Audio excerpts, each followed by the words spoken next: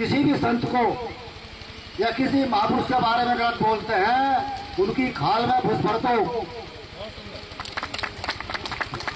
आंदोलन से कुछ नहीं होता, चुपचाप चार लड़के जाओ और जहां मिला ठोक दो, बाद में अपना पता चलता रहेगा। सुना आपने, ये पूर्व विधायक है, एक बार नहीं दो बार के विधायक। नाम है विक्रम सिंह सैनी। मंच पर खड़े हैं, कह रहे हैं कि घुस भर देना चाहिए, खाल उतार कर घुस भर देना चाहिए। इतना ही नहीं, क्या करेगी पुलिस, क्या करेगा न्यायालय, क्या करेगी कोर्ट?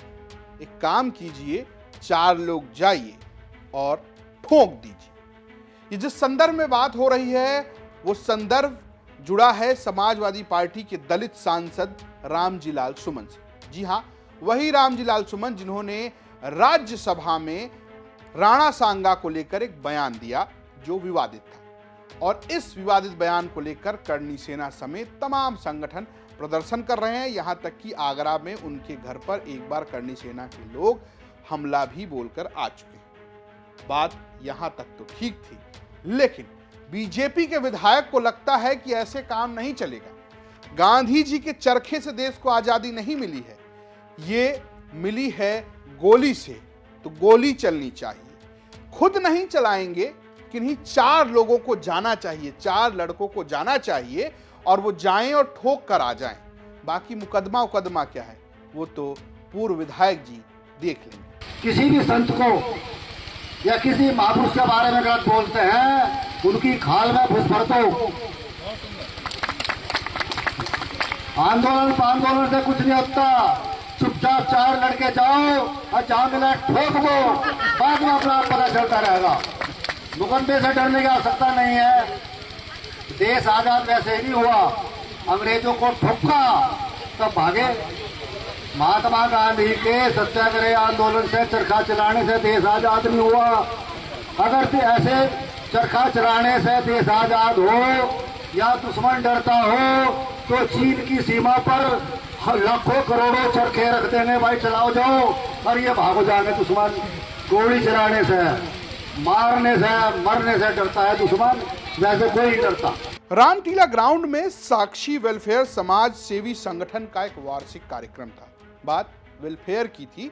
वहां पर खतौली के पूर्व विधायक विक्रम सिंह सैनी, जो अभी बीजेपी के नेता हैं, मौजूद थे।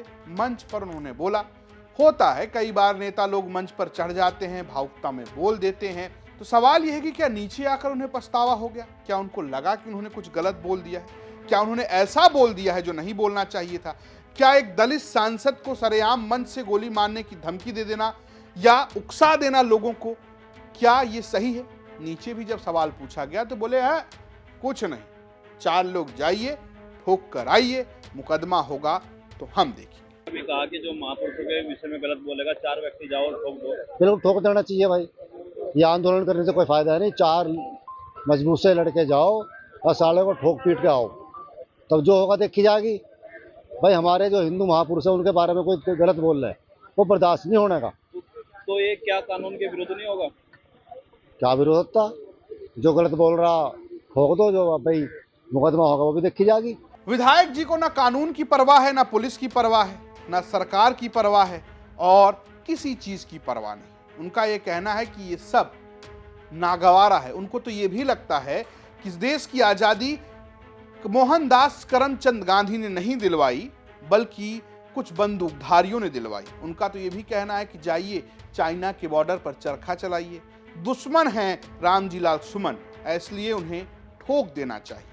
ये सब कुछ कहना है विक्रम सिंह सैनी की। अब बात कहेंगे कि भैया ये हैं कौन, क्यों ऐसी बातें करते, क्या ये पहले भी ऐसी ही बातें करते रहे? तो जी हाँ, ये इसी के लिए जाने जाते हैं। दो बार विधायक रहे हैं। एक बार 2017 में पहली बार खतौली से बीजेपी के विधायक बने, 2022 में दोबारा इस सीट से विधायक बने। अक्टूबर 2022 में मुजफ्फरनगर दंगे में दोषी ठहराए गए कोर्ट से, तो विधायकी चली गई। उपचुनाव में पत्नी चुनाव हार गए। मुजफ्फरनगर के दंगा प्रभावित गांव कवाल के रहने वाले हैं। पहले ग्राम प्रधान बने, फिर जिला पंचायत सदस्य बने, फिर विधायक बने। मुजफ्फरनगर दंगे के दौरान 13 महीने जेल में भी रहे। ये वही दंगा है जिसने उत्तर प्रदेश यानी खासकर पश्चिमी उत्तर प्रदेश की राजनीति को बदल दिया और उसके हीरो बनकर सामने आए थे कथित हीरो बीजेपी के लिए विक्रम सिंह सैनी, जो 2 बार विधायक रहे और अब एक सांसद को ठोक देने की बात कर रहे हैं। क्या कहा था सांसद ने, जरा वो भी सुन लीजिए। दरअसल राज्यसभा में मुस्लिम, बाबर, औरंगजेब को लेकर बात कर रहे थे रामजी लाल सुमन, और उन्होंने ये कहा कि आखिर इस देश में बाबर को बुलाया किसने? ये बुलाया मेवाड़ के राजा महाराणा सांगा ने। अगर भाजपा वाले ये कहते हैं कि मुसलमान बाबर की औलाद हैं, तो तुम गद्दार राणा सांगा की औलाद हो। और इसी गद्दार शब्द को लेकर वो राजनीतिक तौर पर घिर गए कि बाबर का डीएनए मुसलमान में है। हिंदुस्तान का मुसलमान तो बाबर को अपना आदर्श मानता नहीं है, वो तो मोहम्मद साहब को अपना आदर्श मानता है, सूफी संतों की परंपरा को अपना आदर्श मानता है। लेकिन सभापति महोदय, मैं जानना चाहूंगा कि बाबर को लाया कौन? बाबर को इब्राहिम लोदी को हराने के लिए राणा सांगा लाया था। तो मुसलमान तो बाबर की औलाद हैं और तुम गद्दार राणा सांगा की औलाद हो, ये हिंदुस्तान में तय हो जाना चाहिए। अगर बाबर की तो आलोचना करते हैं, राणा सांगा की आलोचना नहीं करते। राजनीति का जवाब राजनीति से देने वाले लोगों में भाजपा के पूर्व विधायक विक्रम सिंह सैनी नहीं है, और वो खुद भी नहीं जा रहे हैं ठोकने। वो ये कह रहे हैं कि समाज के 4 लोग जाएंगे, वही 4 लोग जो देखते रहते हैं, वही 4 लोग जाएंगे और ठोक देंगे, और उसके बाद जो कुछ होगा वो विक्रम सैनी देख लेंगे। आपकी अपनी क्या राय है इस पर, हमें कमेंट बॉक्स में जरूर बताएं। ये स्टोरी भेजी थी हमारे सहयोगी मुजफ्फरनगर से संदीप सैनी ने, प्रस्तुत किया है मैंने रजत ने, और कैमरे के पीछे है लावण्या। देखते रहिए यूपी तक। नमस्कार।